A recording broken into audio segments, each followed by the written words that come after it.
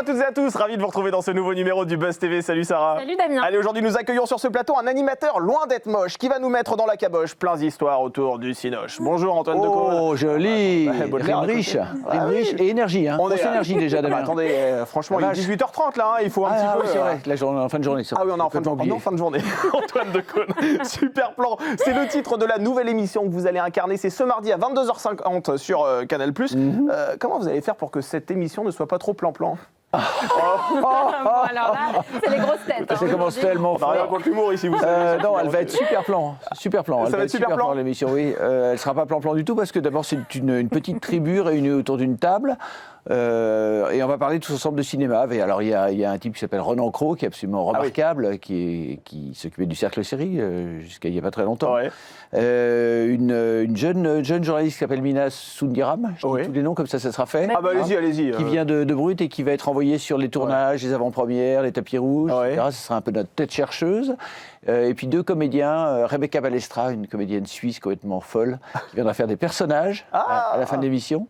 Ouais. Et puis Bertrand Goncalves, qu'on a repéré sur Insta et qui nous fera aussi des petites pastilles sur l'univers du cinéma. Donc l'émission va être riche. Voilà, c'est ça le super plan. Et comment vous les Maintenant, avez... j'ai tout dit, je peux y aller. Attendez, il faut vous tenir encore 27 minutes. Encore 27 minutes. Oui, comment vous les avez choisis, ces visages? Parce qu'on ne les connaît pas pour la plupart, enfin. On connaissait Renan, oui, Renan. Rebecca, Bertrand, c'est des nouveaux visages. Mina, c'est des nouveaux visages. L'idée, c'est de renouveler un peu le cheptel. Oui, considérant que moi, je suis le vieux berger, chenu. Et vous guidez vos moutons, c'est ça? Je guide mes moutons, et mes brebis. Vos brebis, exactement. Mais est-ce que vous diriez que dans la forme, cette émission, c'est un talk-show consacré au cinéma, c'est ça? Pas du tout. C'est une émission de plateau où on invite les comédiens, les talents à venir parler de leur travail.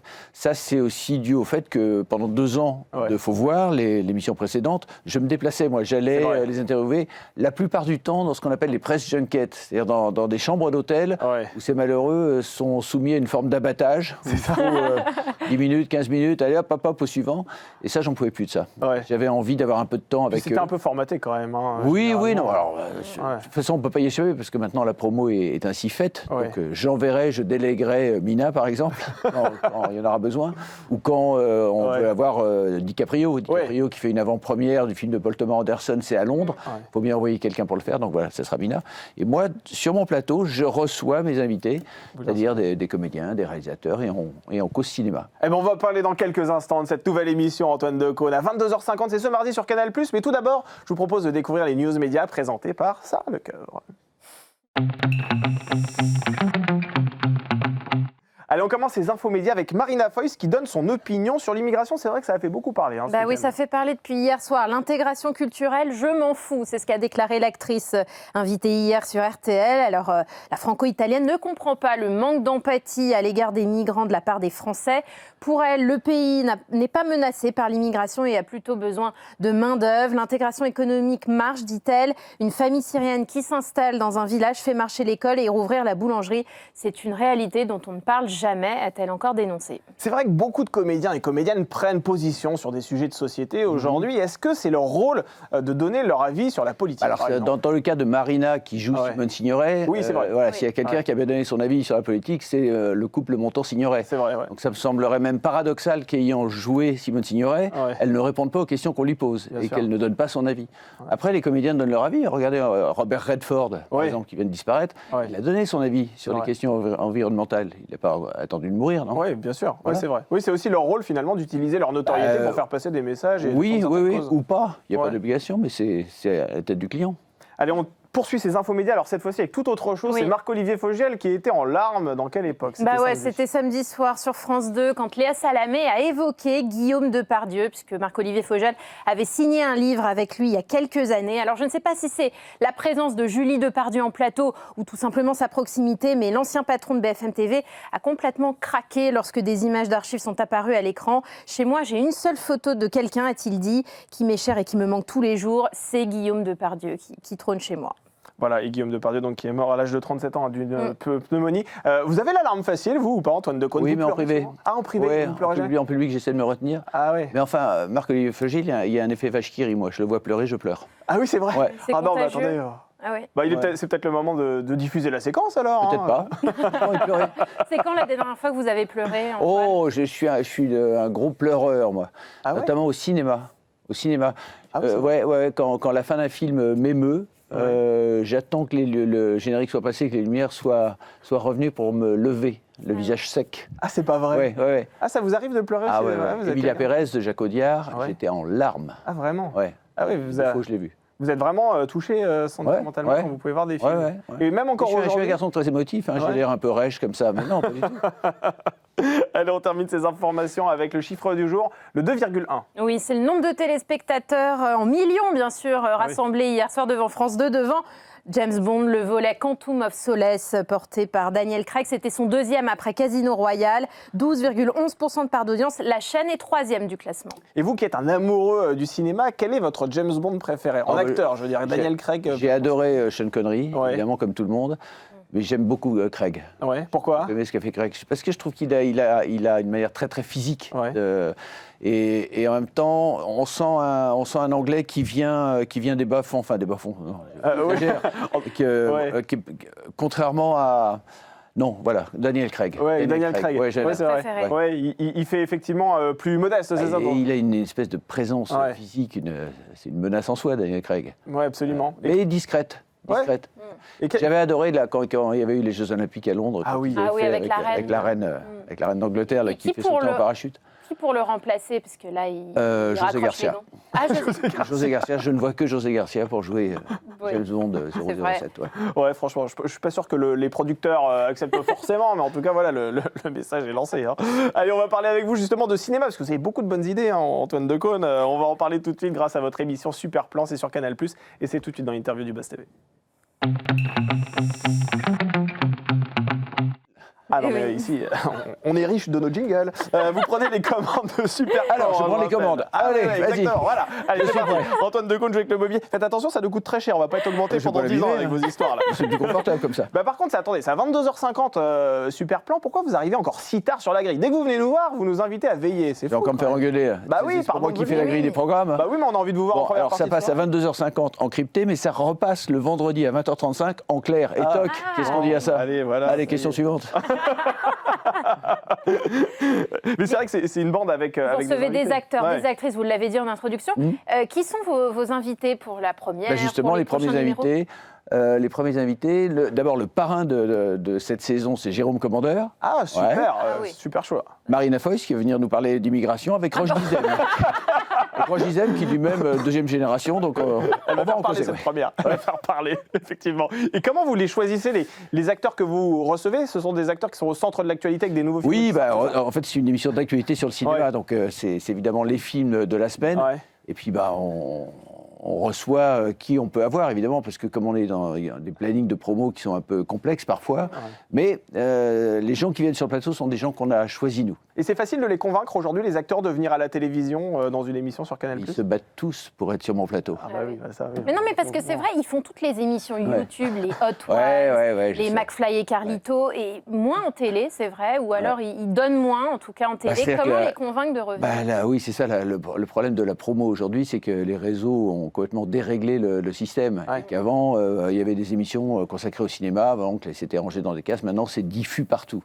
Donc, charge à nous de faire une bonne émission, suffisamment attractive et marrante pour leur donner envie de venir. Le ton, ce sera ça. Ce sera exactement celui que j'ai en ce moment. J'arrive pas à faire un ton différent, moi. Oui, on parle sérieusement de cinéma, mais avec un peu de légèreté. Vous n'avez pas de façon, alors, c'est mon mantra, moi, il faut parler légèrement de choses graves et gravement de choses légères. Pardon si je me répète, mais j'ai toujours dit ça. Et quels sont vos coups de cœur cinéma du moment, vous? Ces jours-ci, le Paul Thomas Anderson, qui est vraiment une grosse claque, que je vous recommande d'aller voir très très vite. J'ai vu un film que j'ai beaucoup aimé qui s'appelle Classe moyenne, avec Lafitte, Ramsey, très très très bien écrit, très acide, comme j'aime. Et puis un petit film très délicat qui s'appelle Nino. Ouais. Et vous allez au cinéma tous les jours? Vous êtes alors, je ne vais pas forcément en salle tous les jours, parce que je vais à des projections de presse, évidemment. à des avant-premières. J'ai des liens parfois quand on n'a pas le temps d'aller voir les films, mais je vois, oui, 5-6 films par semaine minimum. 5-6 films par semaine minimum, minimum. C'est une grosse consommation. Et aujourd'hui, vous êtes toujours satisfait des films que vous regardez? Par exemple, si vous devez comparer le cinéma de 2025 avec celui peut-être du siècle passé. Du siècle passé Vous qui l'avez connu, un petit peu, hein, honnêtement. Contrairement à nous. C'est difficile à comparer.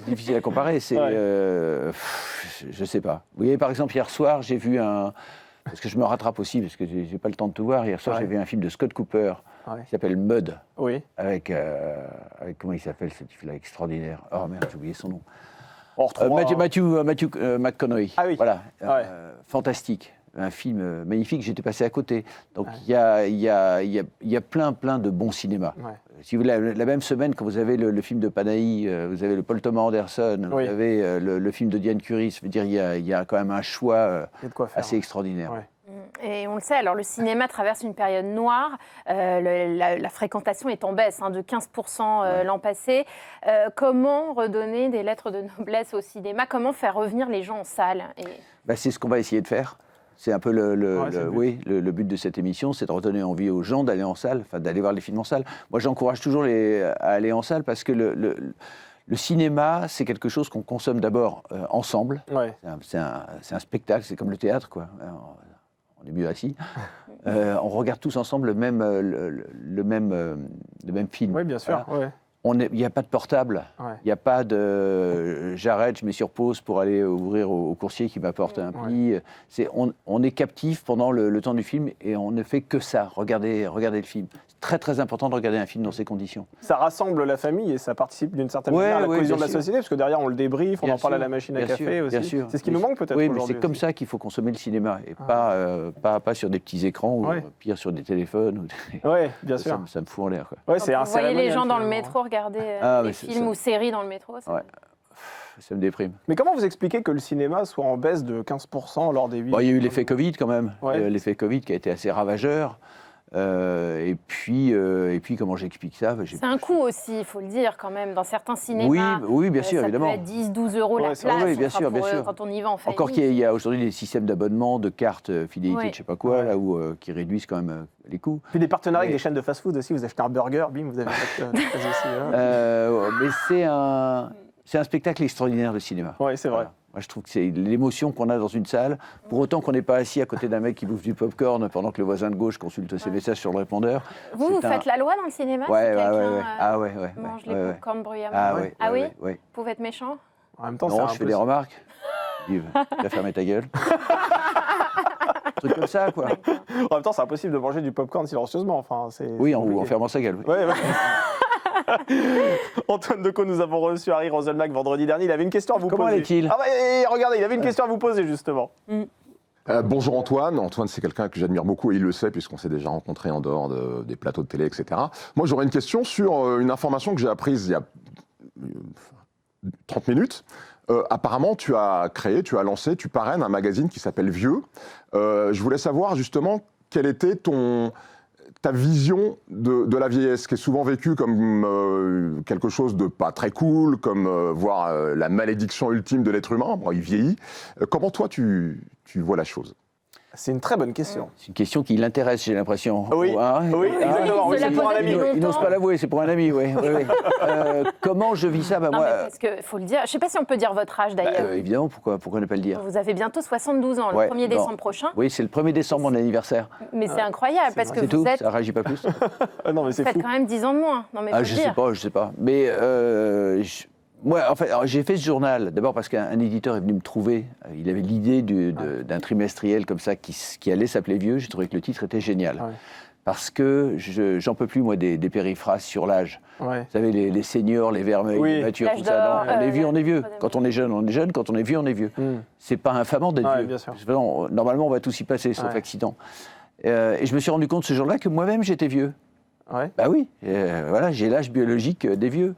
Mais en même temps, la vieillesse, je pense que c'est quelque chose qui se vit très différemment. Oui. C'est-à-dire qu'on peut être vieux très jeune, on peut être résigné très jeune. Ouais. Et j'ai vraiment le fort sentiment que tant qu'on reste curieux, à l'affût, à l'écoute de ce qui se passe autour, des avis, des opinions, des œuvres, L'âge compte beaucoup moins. C'est grâce à cette curiosité que vous avez l'air d'avoir seulement 55, 60 ans?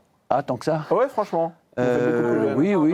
Bon, je sais pas, il doit y avoir des gènes favorables là-dedans, mais en fait, je me rends compte que toute cette génération les fameux boomers, là, dont on parle beaucoup. Oh là là. Ah oui. En fait, toute cette génération-là, qui est née après la guerre, a grandi avec ce fond culturel commun, qui est beaucoup de musique quand même. Ouais. Hein. On a grandi en écoutant les Beatles, les Stones, Springsteen un peu après. On a grandi en regardant le même cinéma, le grand cinéma américain des années 50, 60, 70. Donc on a ce fond-là. Par rapport aux générations précédentes qui écoutaient, allez, on va dire Tino Rossi pour simplifier, on n'a pas vieilli de la même manière. C'est-à-dire qu'en fait, quand vous allez voir aujourd'hui un concert de McCartney, par exemple, McCartney qui lui-même n'est pas le perdreau de l'année, vous avez 4 générations dans la salle. C'est vrai. Et pas que des vieux grabataires chenus et tout. Non. Donc ça veut dire qu'il y a une forme d'énergie qui circule autrement qu'auparavant. Oui, les vieux font jeunes aujourd'hui, c'est ça que vous Oui, mais dire. il ne faut pas essayer de faire jeune. À tout prix. Oui. Il faut assumer son âge. Mais malgré tout, quel est votre secret? Excusez-moi de vous le dire comme ça, mais vous devez avoir une hygiène de vie irréprochable pour... Oh, irréprochable. Oui, on vous a pas vu hier à 23h30, mais bon. Mieux que José Garcia, c'est certain. Non, mais il y a une routine sportive, il y a un régime. Oh non, il faut faire un peu gaffe, mais sans non plus que ça soit une vie monastique. Et puis une petite visite au Figaro Buzz. Ah bah Tous oui, les ça 6 vous mois. maintient entretient, ça. Ah bah oui, la petite visite annuelle, c'est vrai. Mais c'est à cause de l'âge d'ailleurs que vous ne revenez plus avec la Gaule? Oh Pas mal celle-là, je l'ai lu. Alors, on pénètre sur un terrain un peu intime. Ah bah écoutez, ici on aborde toutes les questions, vous savez. Je vois. On n'hésite pas. Non, la Gaule va bien. La Gaule va bien, Ouais. Mais on l'attend quand même. Gaule Ça fait longtemps qu'on l'a pas vu. Sur Canal+, Je vous confirme. Ça, je vous confirme. Faut le préciser. J'aimerais bien l'avoir plus souvent. Ah bah oui, mais bon. Sur Canal, ça va revenir? Ben non, on a fait le tour. Ça y est, c'est La Gaule terminé. d'Antoine, par définition, c'est la Gaule, c'est donc la France, ok. On a fait le tour de France, on a fait toutes les régions les unes après les autres, on a même fait des incursions en Europe du Nord, en Angleterre, donc hélas, on a fait le tour. Ou alors, il faudrait tout recommencer à zéro. Ah oui. Ouais. Bon, Antoine Decaune, on va maintenant vous montrer quelques plans qui ont participé à des films mythiques, qui ont fait Montrez-moi le quelques succès du cinéma. Je vous J'espère qu'ils propose. sont super. Ah bah écoutez, c'est le super plan, Ouais. c'est votre émission et on va commencer par le premier. Vous allez devoir deviner de quel plan il s'agit. Et bon, c'est assez facile, voilà. C'est Demoiselle de Rochefort, non? Ah non. Non. Les parapluies? Oh, vous êtes trop fort. Les parapluies Ah de bah c'est Cherbourg. l'un et l'autre. 1965 avec évidemment Catherine Deneuve, Bah oui. qu'on voit sur la gauche. Elle est à Grande gauche, ville ouais. portuaire, Cherbourg, qui est située dans le département de la Manche. Quand vous n'êtes pas à Paris, J'aime bien quand vous dites Catherine Deneuve qu'on voit sur la gauche. Oui, là, parce comme que s'il y avait comme un doute. si- Comme si, ah bon, vous êtes sûr que c'est pas, C'est vrai. c'est pas à droite là? bah, à un moment donné, j'avais hésité, vous voyez. Ah, et vous puis, avez hésité. Ouais, Non, c'est la coiffure qui m'a aidé. Toujours bien de le préciser. Ouais. Catherine Deneuve qui est à gauche, donc. On sait jamais, pour les personnes qui nous regardent. Vous n'êtes pas prêt de venir à super plan, vous. Oh, bah, attendez, Tout de suite. regardez, je vous parle de classique et vous m'insultez. Alors Cherbourg, je disais, Ouais. qui est une ville située dans la Manche. Vous n'êtes pas toujours à Paris. Quand vous n'êtes pas à Paris, vous allez où, Antoine? Je me promène en Normandie, en Bretagne. C'est en Normandie Et en en- Grèce, puisque mon épouse est grecque. Ah oui, c'est vraiment Oui. des endroits parfaitement différents. Et vous allez chercher quoi? Par exemple, je sais que vous allez souvent vers Trouville, Oui. il me semble. Oui. C'est quoi? C'est votre œuvre de paix là-bas? Mon Havre. Oui, c'est Mon ça. Havre. Oh, vous savez ce que disait Alphonse Allais Oui. quand on est à Trouville et qu'on voit le Havre? Dites-nous. C'est qu'il va pleuvoir. Ah oui, Quand on ne le voit pas, c'est qu'il pleut. Donc, Havre de paix, je ne suis pas sûr. Oui, enfin, c'est un endroit, je suis fait, moi, Ouais. de la Normandie, parce que j'y suis toujours allé. Ouais. Et voilà, j'ai besoin de cette lumière, de cette lumière extraordinaire qu'il y a dans la baie de Seine, là, qui a tellement inspiré les impressionnistes. Ouais. Donc oui, j'aime beaucoup aller à Trouville. Mais pas que. Allez, nouvelle photo. On va deviner le prochain film, Alors. si ça vient. Alors ça, c'est pas Catherine Deneuve, ça, c'est trouvez-vous Bébel dans Un bout de souffle, peut-être. Exactement. Absolument. Ah oui. Oh là Bien là. vu. Ah, c'est une cinémathèque sur pattes. Vous l'avez croisé? Oui, non, mais avec, je l'ai croisé, oui, Belmondo, et hélas trop peu, parce que c'est quelqu'un que j'adorais, vraiment que je vénérais. J'ai croisé un match de boxe d'ailleurs, la dernière fois. Ah ouais? Et il y a eu un très très bon film sur Un bout de souffle, de Richard Linklater, Ouais. oui, qui va sortir, Ouais. qui sort je crois cette semaine, qui est une revisite du tournage d'Un bout de souffle. Ah ouais, Qui raconte le mec. Ouais, et qui est magnifique, en noir et blanc, un film d'une grande liberté comme Un bout de souffle à son époque. Est-ce que vous avez déjà été à bout de souffle dans votre carrière, vous? Ah oui, quand je faisais Ouais. du vélo, en Vraiment montant le Ventoux, je peux te dire... Ah ouais, non, Ah ouais, attendez, en même temps, ouais. si vous donnez des défis pareils. Ah bah c'est oui, compliqué. je me donne toujours des défis, moi, mais le Ventoux, j'étais bien à bout de souffle. Ouais. Et vous n'avez jamais connu de creux, vous, c'est vrai, finalement, dans Si, la bien carrière? sûr. Si, vraiment? Ah, mais j'ai connu des creux, j'ai connu des échecs, j'ai connu des périodes. Mais vous avez toujours rebondi quel assez vite, moment finalement, non? Par exemple, à la fin de la première émission, j'ai fait une première émission qui s'appelait Chorus, qui a été supprimée au bout de 3 ans. Et là, je suis resté entre deux pendant 6 mois, sans savoir ce que j'allais faire, ce que j'allais devenir. Heureusement, des groupes est arrivé et a fait Les Enfants du Rock avec les Scurs, et je me suis retrouvé là-dedans. Mais non, j'ai eu plusieurs moments dans ma vie où c'était pas si simple que ça. Vous croyez que c'est un long fleuve tranquille? Non, pas du tout. Allez, troisième. La vie des saltimbanques. Troisième plan qu'on vous propose, que vous allez a priori reconnaître assez facilement, vous voyez. Il me semble que c'est Catherine Deneuve, la deuxième personne en partant de la gauche. Catherine Deneuve est tout à fait à gauche, avant son passage en Turquie. Évidemment, Kaamelott. Bah oui, Kaamelott, premier volet, vous y interprétez le seigneur d'Agonet. C'est vrai que vous commentez l'actualité du cinéma. On vous reçoit parce que vous lancez une nouvelle émission cinéma, mais en faire partie, est-ce que finalement c'est votre rêve ultime aussi? J'ai fait déjà quelques films. Ça a été le plus grand plaisir de ma vie de faire du cinéma. Je pense que rien ne s'en approche. Et j'ai bien l'intention d'y revenir. Vraiment? Donc je suis en train de travailler sur un projet qui, je l'espère, aboutira dans les 2-3 ans. Ah oui? En tant que quoi? Comédien, réalisateur? Ah oui. Sur une fiction, sur un biopic, sur... Une fiction. Une fiction pure? Regarde. Adapté d'un roman ou non? Adapté d'un roman. C'est pas vrai? Lequel?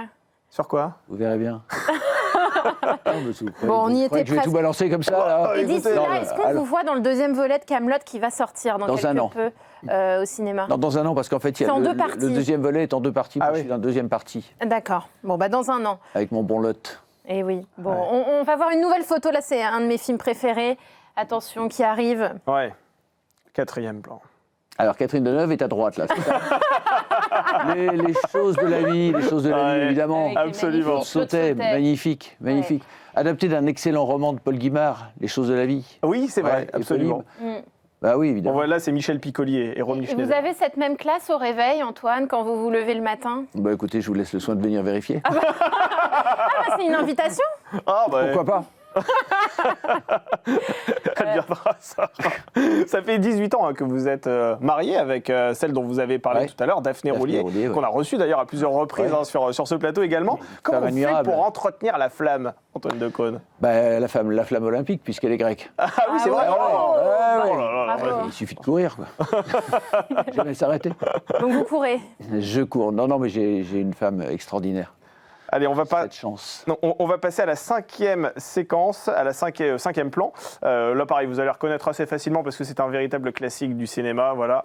Donc là, on voit José Garcia à gauche, il me semble. C'est ça. C'est pas Catherine Deneuve. Non, là, c'est pas Catherine Deneuve non plus. Voilà. Folle. Ah, vous êtes trop fort. 1978, absolument. Alors, grâce à ce plan difficile de ne pas évoquer ces années où vous êtes travesti, si j'ose dire, avec justement José Garcia dans Nulle part ailleurs. Quel souvenir vous gardez de cette période qui s'est quand même étendue de 1987 à 1995? Un souvenir magnifique. En fait, c'était une parenthèse enchantée. On s'amusait comme des gamins. Et en même temps, tous les jours, il fallait réinventer quelque chose. Dans un contexte, dans une émission qui était comme un laboratoire, où vraiment on essayait des choses sans savoir si ça allait marcher ou pas, et avec une grande liberté, et avec surtout un Philippe Gildas, et cet homme merveilleux. Absolument, Il me manque tous les jours. Tous les jours. Et ça pourrait revenir, parce qu'on voit qu'on est dans une époque où il y a une certaine nostalgie des anciennes émissions reviennent. Est-ce que Nulle part ailleurs pourrait revenir? Déjà, moi je crois pas au retour des choses. Voilà, ça existait, c'était un moment, c'était une télévision avant Internet, donc on pouvait se permettre des choses qu'aujourd'hui seraient, mais on impossible se prendrait des torrents de merde tous les jours. Sur les réseaux sociaux. Sur les réseaux, oui. Donc c'était assez différent quand même. Et puis surtout, c'était... Nulle part ailleurs, c'était le premier talk show français. Le talk show, c'est un format américain, c'est du talk et du show, et c'était la première fois qu'on essayait d'adapter ça. Et la combinaison des gens qui étaient autour de la table, cette espèce de parenthèse dans l'histoire de la télé, qui a été les débuts de Canal, où vraiment défilaient tous les gens qui avaient envie de s'amuser, d'essayer des choses, enfin de Édouard Baird à José, évidemment, en passant par Chabat, Poulvord, enfin la liste est incroyable. C'était un moment particulier, donc je pense pas que ça... Les talk shows, après, le principe a été repris et décliné à l'infini sur toutes les chaînes à peu près, Ouais. Et la matrice qui était nulle part ailleurs, je pense que voilà, c'est un moment donné et on ne peut pas refaire ça. Allez, la 7e séquence qu'on va choisir, c'est la toute dernière. Alors on va faire un petit pas de côté parce qu'il ne s'agit pas de cinéma cette fois-ci, puis c'est une séquence qui n'est pas figée, ce sera un film qu'on va vous proposer désormais. Voilà, ça s'est passé à la télévision, vous les connaissez bien, c'est papa et maman, Georges Decaune à gauche et, voilà, et à droite votre maman aussi. C'est pas Jacqueline Joubert. Exactement. C'était au milieu des années 50 me semble-t-il, alors je n'ai pas reconnu l'émission dans laquelle ils étaient en train de jouer un sketch, on le voit à l'écran. Peut-être la boîte à sel, je ne sais pas si c'est cette émission de sketch. Ou peut-être 36 chandelles. Voilà, non. l'une des 2 émissions de sketch qui était sur la RTF à l'époque. Il joue un morceau d'une pièce de théâtre là, qui est intitulée La paix chez soi. Ouais. Vous pensez souvent à vos parents? J'y pense beaucoup, oui. Ouais, j'y pense beaucoup parce que ça a été des gens extrêmement importants pour moi. Ouais. J'ai fait une BD d'ailleurs sur l'histoire de mon père, sur son île déserte. Qui est sortie en mars dernier, je crois. Ouais, qui est sortie au mois de mars. Et j'envisage de faire quelque chose aussi sur ma mère. Parce que j'ai eu des parents vraiment extraordinaires, dans tous les sens du terme. Qui étaient des parents fantasques, drôles, imprévus et tout à fait passionnants. C'est eux qui vous ont inspiré pour faire ce métier? Pas du tout. Alors, ils auraient rêvé de me voir faire autre chose. Ouais, c'est vrai? Ouais, médecin, avocat, du côté de mon père, par exemple. Des métiers sérieux, quoi. Oui, c'est ça, pour gagner un peu d'argent, n'est-ce pas? Non, mais en même temps, j'ai grandi avec eux. Donc, il y a un moment, le déterminisme familial joue, quoi. Et c'est vrai que, étant le rejeton de gens qui eux-mêmes étaient des saltimbanques, enfin des journalistes, des comédiens, la génération précédente était déjà dans le même cas. Le père de ma mère il dirigeait le théâtre du Trianon, qui est comédien, il mettait en scène. Donc voilà, il y a un truc qui passe de génération en génération. Oui, et ça se transmet encore. Oui, bien sûr. Vos enfants, petits-enfants. Mon fils, oui. Votre fils, Jules, il veut... Jules, il veut être explorateur, lui. Il veut être explorateur. Il a lu l'île déserte, il veut être explorateur. Ah oui, c'est vrai. Mais... je vais expliquer qu'explorateur, c'est un métier. On n'est pas explorateur avec le casque colonial et le bermuda beige. On est explorateur quand on est ethnologue, archéologue, anthropologue. Des métiers qui demandent beaucoup d'études. Et est-ce qu'il y a une forme de pression quand même quand on porte ce patronyme Decaune à travailler dans le cinéma, à la télévision? Non, au tout début évidemment, parce qu'il y a l'éternelle histoire des fils d'eux. Voilà. Mais vous avez moins le droit à l'erreur en fait quand vous portez un nom. Disons que votre héritage vous oblige d'une certaine manière. Oui. Il faut faire un peu gaffe à ce qu'on fait et vraiment le droit à l'erreur est beaucoup plus restreint. Mais en même temps, moi je me suis... J'ai suivi un chemin qui... Alors oui, d'accord, on est dans les médias, la télé, la radio, l'édition. Je fais... on a tous touché à ça, mais je le fais à ma manière. Je ne sais pas du tout refaire ce qu'ont fait mes parents. Eh bien, merci beaucoup Antoine Decaune. Je rappelle que vous animez Super Plan. C'est déjà terminé. Mais non, comment ça, c'est déjà terminé? Super Plan, 22h50 sur Canal+. On ratera évidemment pas ce nouveau rendez-vous hebdomadaire. C'est chaque mardi donc sur la chaîne Cryptée. Merci d'avoir été sur ce plateau. Merci Sarah d'avoir été ici avec plaisir. Bad News Média. Et nous, on se retrouve demain avec Mac Lesguy. On va parler un petit peu de science. Allez, bye bye. Figaro TV.